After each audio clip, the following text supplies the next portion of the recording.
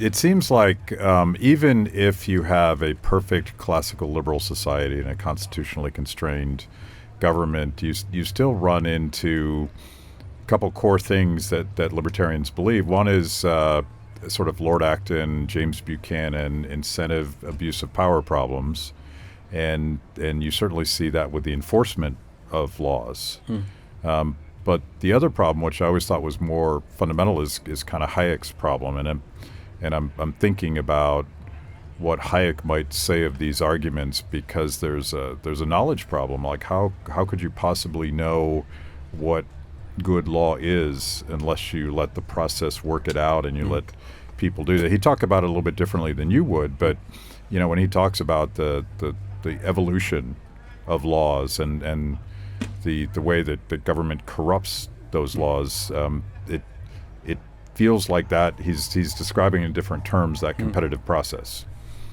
Yeah, that is, the governments do not have the political system is not incentive compatible, to use the economic jargon. That is to say, people do not have an incentive to act in the way they should act in order for the system to work. Yeah. And the obvious example is rational ignorance of voters, that in order for the system to work the way sort of elementary school textbooks would describe it, you require voters to know who they should vote for, which requires that they know what each politician has done, which is not trivial, because if you say, well, he voted against such and such a law, and he can say, well, yes, but I was in favor of the objective of the law. I just wanted to shoot down that version so we could get another and better version. And you'd have to pay a lot of attention to figure out whether he's lying or not.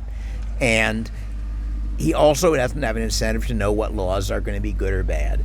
And therefore you have a system where democracy is a very weak way of constraining the government and the individual government actors. I mentioned market failure before, and basically I think of market failure as situations where individual rationality does not produce group rationality. And typically that happens because the individual is not bearing the cost or not receiving the benefit of his actions. That the way you want a decentralized system to work, the way the market normally works, is that each decision that I make, I pay its costs, receive the benefits, and therefore, if it's a net gain to me, it's a net gain for us.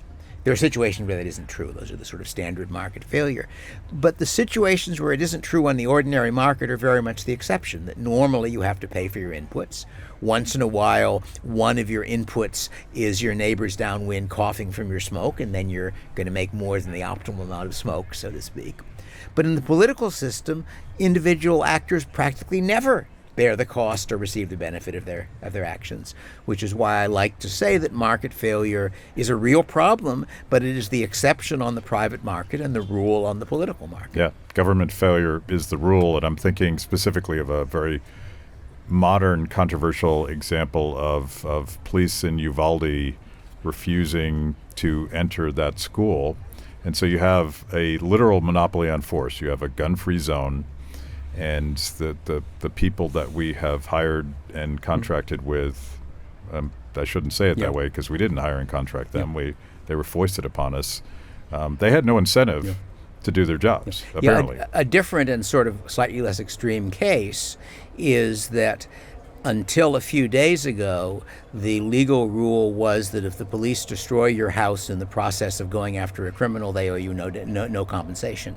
And there has just been a case, I believe in Texas, if I'm not mistaken, which ruled the other way, where a police, in the course of doing presumably legitimate things, wrecked somebody's house, and she sued, and they lost, which is a very good precedent. But that means that it has been the case through, I guess, I don't know if all previous history, but at least all modern history, that the police did not have an incentive in deciding how to catch a criminal to avoid doing damage to the property of innocent people in the process.